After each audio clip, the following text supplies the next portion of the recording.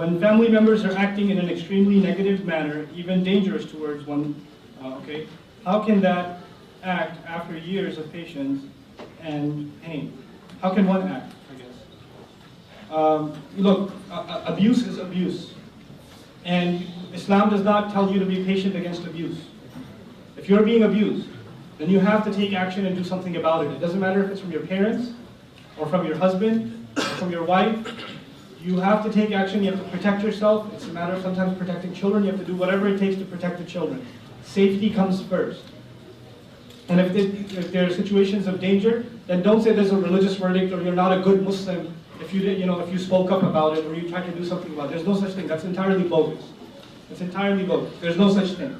It's dumb that you might think that some wife is being beat by her husband and she goes to the imam and the imam says, well, it's just ibadah for you. You should just have sabr. No, that is not this religion. I don't know what religion that is, but it's not Islam.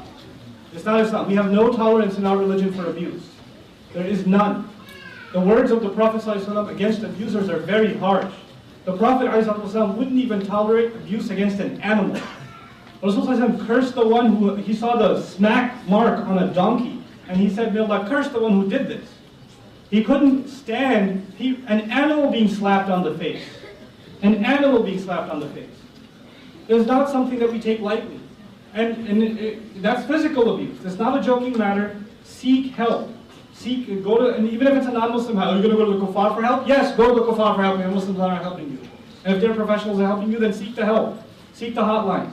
If you can find a Muslim counselor, well and good. But protect yourself, protect your children, and do not allow abuse in a family, and don't let it go quiet.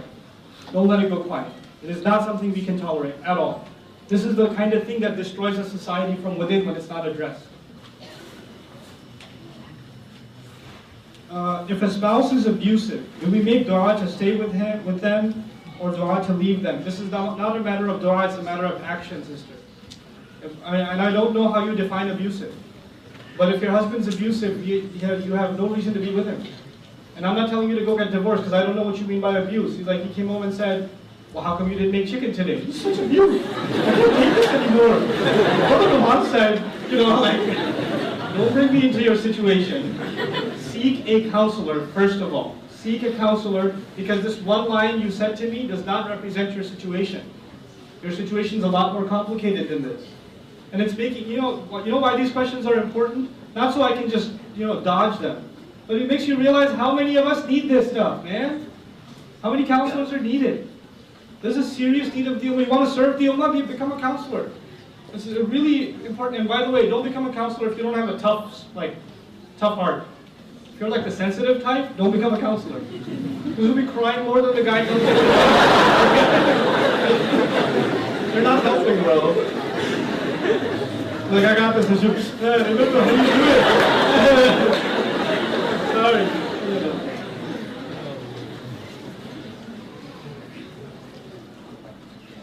Okay, this question is a serious issue. This question is being asked by someone who was in an abusive marriage and is now a struggling single mother.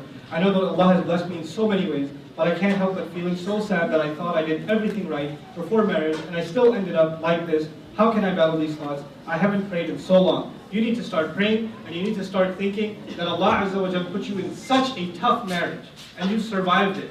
And there are so many people who would not have survived that. And Allah does not put anybody in a test that they can't handle. That marriage that you passed, and that huge mountain that you crossed and scaled is a testimony to your strength. You shouldn't be sad about that. You should be grateful to Allah that He made you stronger. And you can deal with any problem in life now because you've passed through the hard part already. You should be optimistic. The clouds are gone, the sun is shining now. This is what you should be grateful about. And you did everything right. That's not, so why didn't things work out around you? Look, that is not how the world works. You can do everything right and nothing will go your way. There's no formula in Islam or by Allah's design that you do your part and everybody else will do their part. That would be an ideal world. We don't live in an ideal world. The messengers did their part, but they weren't depressed after 10 years or 900 years of preaching and saying nobody's listening. No, they kept on going because Allah said, you just do your part, don't worry about anybody else. Don't worry about anybody else. The Prophet ﷺ would give his khutbahs, his talks. Nobody's going to give a better lecture than the Prophet. Nobody listened. Can you imagine? Nobody listened. And Allah gives him a lecture then. Allah gives his messenger a lecture. Just you just remind. You're just there to remind. Don't worry about what people do or not. You just do your part. You're not in control over them. I'm not going to ask you about what they did. I'll ask you about what you did. Allah will ask you about how you handle the situation.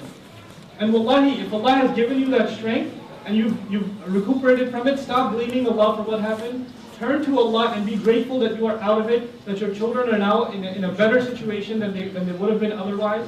And may Allah Azza wa Jalla take that suffering that you had and make it a means of forgiveness for all the sins that you've had in your life, and make that a means of barakah in the lives of your children. But really, use that as an experience to get closer to Allah Azza wa Jalla. And it doesn't matter if you've prayed so long, tonight you'll pray.